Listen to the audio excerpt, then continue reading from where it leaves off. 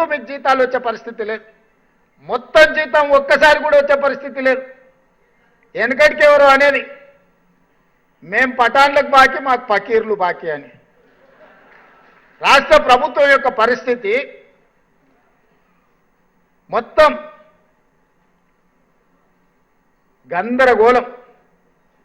నేను 7 తారీఖు మధ్యాహ్నం బాధ్యత తీసుకొని సాయంత్రం సచివాలయానికి వెళ్ళి నా ఛాంబర్లో కూర్చున్న తర్వాత ఇదే రామకృష్ణారావు గారు, శాంతకుమారి గారిని ఇద్దరిని, వీరు ఆర్థిక ఫైనాన్స్ సెక్రటరీ ఆ రోజు, ఇద్దరిని పిలిపించి కూర్చోబెట్టి ఏంది పరిస్థితి అని అంటే వాళ్ళు ఏదో మొత్తం వాళ్ళు తయారు చేసింది చెప్పబోయి అవన్నీ వద్దు, కానీ ప్రజలకు సేవలు అందిస్తున్న మన ప్రభుత్వ ఉద్యోగుల పరిస్థితి ఏంది, ఈ నెల డిసెంబర్ 1 నాడు జీత భత్యాలు ఇచ్చిండ్రా లేదా అని అంటే ఇంకా లేదు సార్, సర్దడానికి ప్రయత్నం చేస్తున్నా, అక్కడ ఇక్కడ కొన్ని ఇచ్చినా ఈ నెలాఖరు వరకు మాత్రం ఈ మంత్ జీతాలు ఇస్తాం సార్ డిసెంబర్ నెల అని అడిగారు.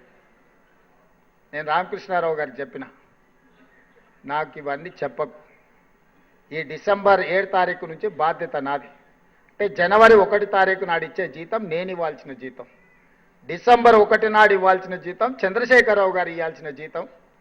వారి జీతం నీ ఇష్టం విడతల వారిగా ఇస్తే ఇవ్వు, నాకు అభ్యంతరం లేదు, కానీ నా కోసం పనిచేసే ప్రభుత్వ ఉద్యోగస్తులకు నేను వచ్చిన తర్వాత విడతల వారిగా అనేది కుదరదు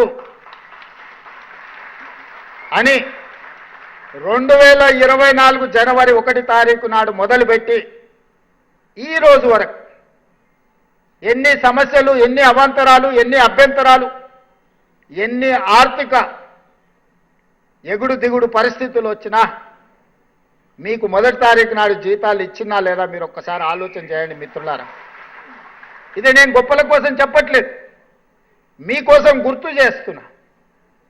నేను నా బాధ్యతను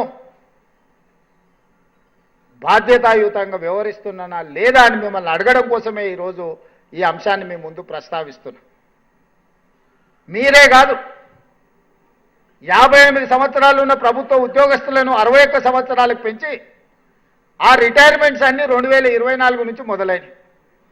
మూలిగే నక్క మీద తాటికాయ పడ్డది అన్నట్టు మీ జీతభత్యాలకే నేను ప్రయత్నం చేస్తుంటే ప్రతి నెల 1000 కోట్లు రిటైర్మెంట్ బెనిఫిట్స్ కూడా నాకు మళ్ళీ మోపైనాయి.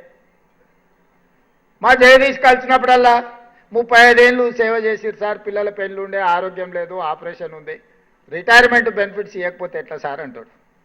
ఉండరా నాయన, ఉన్న జీతం ఇచ్చేటట్లేదు, రిటైర్మెంట్ బెనిఫిట్స్ నేను ఎక్కడికి వెళ్తే వాళ్ళ, మరి ఏదన్నా నువ్వు ఆదాయం పెంచాలి కదా అని నేను. అయినా ఎప్పుడు మిమ్మల్ని చిన్న చూపు చూడలే, అన్ని ప్రయత్నాలు చేసిన. కొద్ది కొద్దిగా నెలకు 200, 300 నుంచి 500 నుంచి 750 కోట్లు ప్రతి నెల మీ రిటైర్మెంట్ బెనిఫిట్స్ లెక్క కట్టించినా సరిపోతలేవంటే మన ఒక రోజు చర్చలు వచ్చినప్పుడు ఇక ఏమన్నా కానీ నాయన 100 రోజుల్లో 6000 కోట్లు ఇస్తా అని చెప్పిన.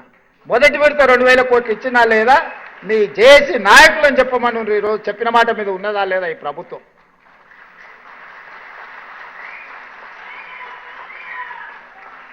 ఇదే కాకుండా మీ ఆరోగ్య భద్రత గురించి మాట్లాడితే అన్ని రకాల చర్చలు చేసి మిమ్మల్ని ఒక కమిటీ చేసి మా అధికారులను అందరినీ చేసి ఇంతకుముందే రామకృష్ణారావు గారు చెప్తారు, మొదటి సమావేశం 27 తారీఖు నాడు పెట్టుకున్నాం సార్, ఇక మొదలవుతున్నదే. ఏదన్నా చిన్న చిన్న అవాంతరాలు వచ్చినా మీరు సూచన చేయండి. మా ఇంటెన్షన్స్ రాంగ్ లేవు, మా ఉద్దేశాలలో తేడా లేదు. అమలు చేసే క్రమంలో ఏదైనా సమస్య వచ్చినప్పుడు కూర్చొని చర్చించుకొని పరిష్కరించుకుందాం. మీరు వేరు నేను వేరు అన్న భావన నేను లేను. కొన్నిసార్లు నాకు కూడా తట్టకపోవచ్చు, కొన్నిసార్లు ఈ అంశాన్ని ఏ విధంగా పరిష్కరించుకోవాలనో బాధితులుగా మీకెక్కువ అనుభవం ఉండొచ్చు.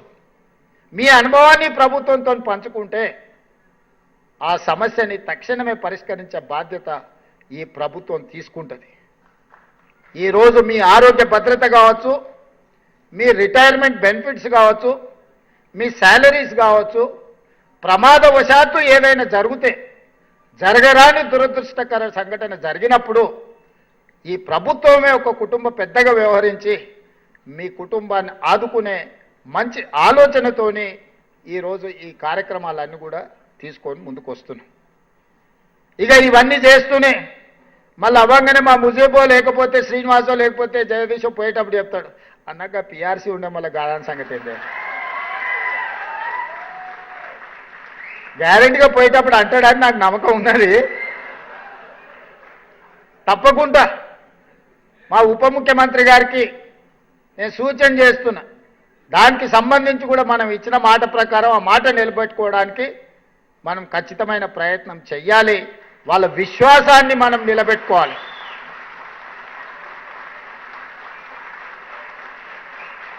మీ విశ్వాసమే మా బలం.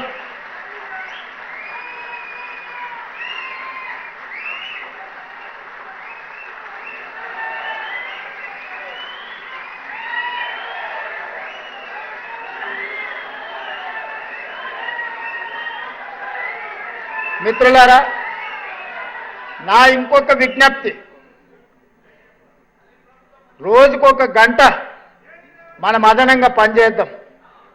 మనం ఏం బిల్లులు పెంచుతలేం, కానీ మన కట్టాల్సిన పన్నులు కొంతమంది కట్టగుట్ట తప్పించుకుంటున్నారు. తప్పించుకున్న వాళ్ళని పట్టుకునే బాధ్యత మీదే, నాదైతే కాదు. ఆదాయాన్ని పెంచండి. ఆ పెంచిన ఆదాయాన్ని మీ అవసరాలు తీర్చడానికి నేను ఉపయోగిస్తా అని చెప్పి నేను మీకు మాట ఇస్తున్నా.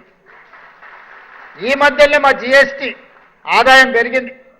మా శ్రీనివాసరెడ్డి గారు స్టాంప్స్ అండ్ రిజిస్ట్రేషన్లు కొంత ఆదాయాన్ని పెంచిండు. ఇంకొన్ని శాఖలలో మా ఆదాయం పెరిగింది. ఏది కూడా వృధా చేయకుండా ప్రభుత్వ ప్రతినిధులుగా మీకే వాటిని ఖర్చు పెడుతున్నాం. ఇవాళ ఇందిరమ్మ ఇల్లు చిన్న ఆరోపణ లేకుండా 4.5 లక్షల ఇందిరమ్మ ఇల్లు పేదవాళ్ళకి ఇస్తే దాదాపుగా 7 నుంచి 8 వేల కోట్ల రూపాయలు లబ్ధిదారులకు పంచిపెడితే అనా పైసా అవినీతి జరగకుండా చిన్న ఆరోపణ లేకుండా ఈరోజు ఆ పథకం అమలు జరుగుతుందంటే అందులో మీ శ్రమ లేదా? అడిగిన ప్రతి పేదవాడికి రేషన్ కార్డు అందించిందంటే అందులో మీ సేవ లేదా? 3,28,00,000 పేదలకు 6 కిలోల సన్న బియ్యం అందిస్తున్నారంటే అందులో మీ సేవ లేదా? 47 లక్షల కుటుంబాలకు 200 యూనిట్లు ఉచిత విద్యుత్తును అందిస్తున్నామంటే అందులో మీ సేవ లేదా? 55 లక్షల కుటుంబాలకు 500 రూపాయలకే సిలిండర్ అందిస్తున్నామంటే అందులో మీ సేవ లేదా? ఈరోజు నర్సరీ నుంచి 12th క్లాస్ వరకు విద్యా